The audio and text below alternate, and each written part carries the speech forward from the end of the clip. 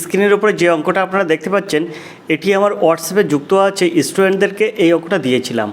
এখন স্টুডেন্টরা অনেকেই অনেক রকমভাবে উত্তর করেছে। এই অঙ্কটা দিয়েছিলাম প্রায় 80 জন স্টুডেন্টের মতো, মাত্র 6 জন থেকে 7 জন এই অঙ্কটার সঠিক উত্তর করেছে।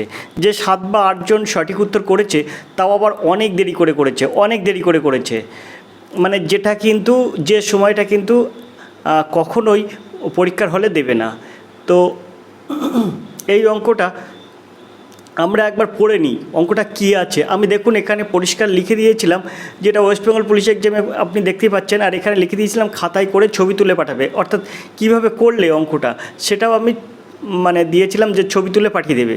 তো মোট 8 জন মতো সঠিক উত্তর করেছে, তাও কিন্তু অনেক দেরি করে করেছে। তো অঙ্কটা আমরা একবার পড়ে নিই, তারপরে দেখব তারা কিভাবে সমাধান করেছে। এখন এখানে অঙ্ক বলেছে এক ব্যক্তি কোনো দ্রব্য 20% লাভে বিক্রি করলো, সেটির ক্রয় মূল্য 10% কম আর বিক্রয় মূল্য 12 টাকা কম হলে 25% লাভ হতো। দ্রব্যটির ক্রয় মূল্য কত? এই অপশান দেওয়া আছে, তো এই অপশানের মধ্যে কোনটি সঠিক? তো এখানে দেখুন এই যে এই অঙ্কটা কে কীরকমভাবে করেছে আমি এবার আপনাদেরকে দেখাবো।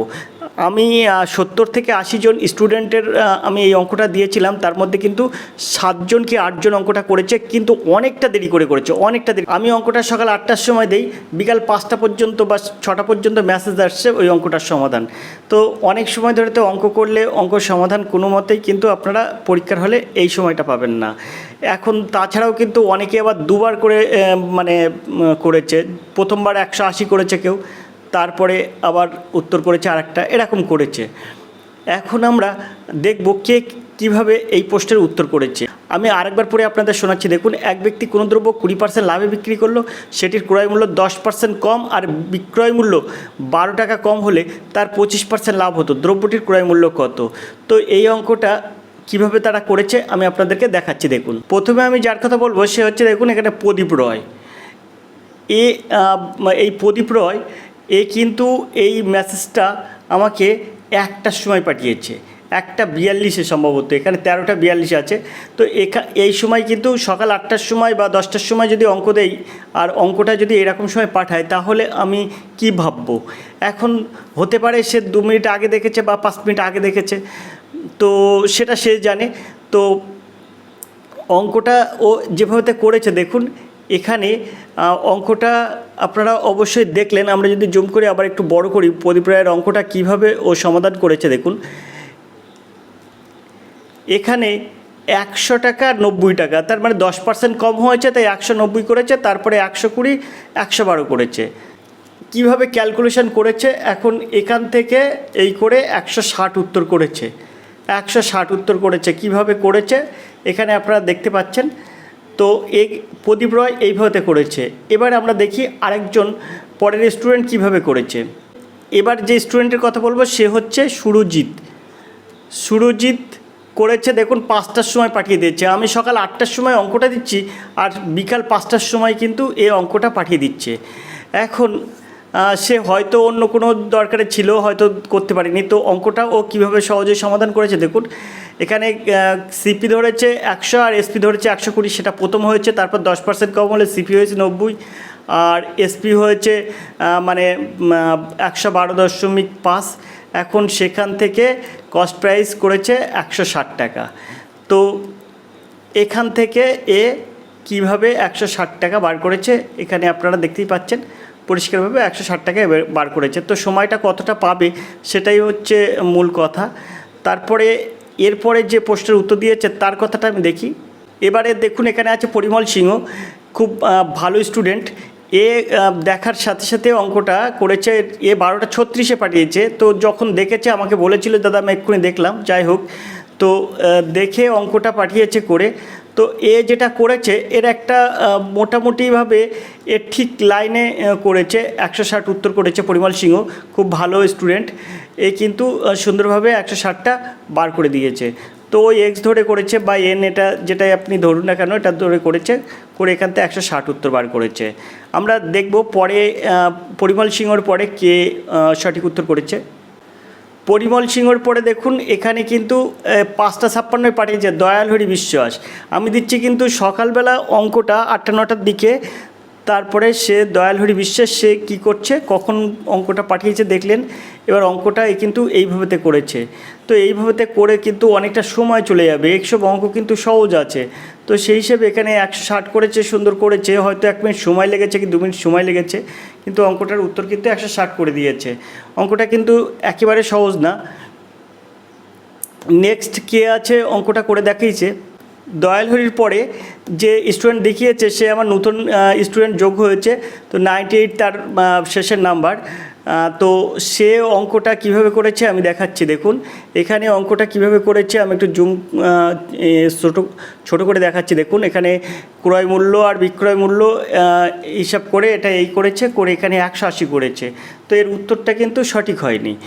আর যে কাগজটা করেছে আপনারা দেখুন, তো আমি কি বলবো, এরা মানে ওয়েস্ট বেঙ্গল পুলিশ পরীক্ষা দিতে যাচ্ছে, তাদের খাতা কলম এগুলো সব ঠিক রাখতে হবে, নইলে ভাই হবে না। তোমাকে মানে চেষ্টা করতে হবে যে আমি যাতে বেশি বেশি করে প্র্যাকটিস করতে পারি এবং সেটা ক্লিয়ার ফ্রেশ প্র্যাকটিস করতে পারি। তো আমি চলে যাবো পরে যে উত্তরটা পাঠিয়েছে তার কাছে আমি চলে যাব। এবার যার নামটা দেখব সে হচ্ছে দেখুন, এবার যে নামটা দেখব সে হচ্ছে দেখুন এখানে আছে শ্রীকান্ত হেমব্রম।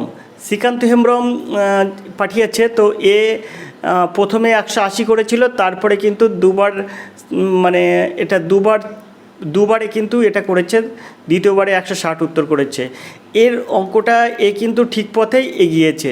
শ্রীকান্ত হেমব্রম পরে আরেকজন কীভাবে করেছে দেখুন, এখানে তন্ময় বর্মন এ কিন্তু খুব শর্টকাট মেথড করেছে, শর্টকাট মেথডে অঙ্কটা করেছে। দেখুন এখানে তো আমি এখানটায় বুঝতে পারছিলাম না, তো বলছিলাম 12টা কোথায়, তো ওখানে 12 টাকা কম হয়েছে, পরে বললো না বিক্রয় মূল্য 12 টাকা কম হলে এরকম আছে অঙ্কে আছে, তো সেই জায়গাটা আবার বলে দিয়েছে যে বিক্রয় মূল্য ওখানে কমেছে।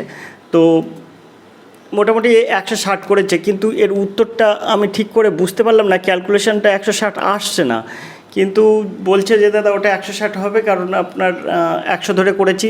কি বললো তা ঠিক আছে, 160 উত্তর হয়েছে যখন ঠিক আছে, এমনি ঠিক আছে, সব যেভাবে করেছে ও ঠিকই করেছে। আমরা পরে যে উত্তর দিয়েছে তার দেখব কি আছে, কি উত্তর করেছে সে।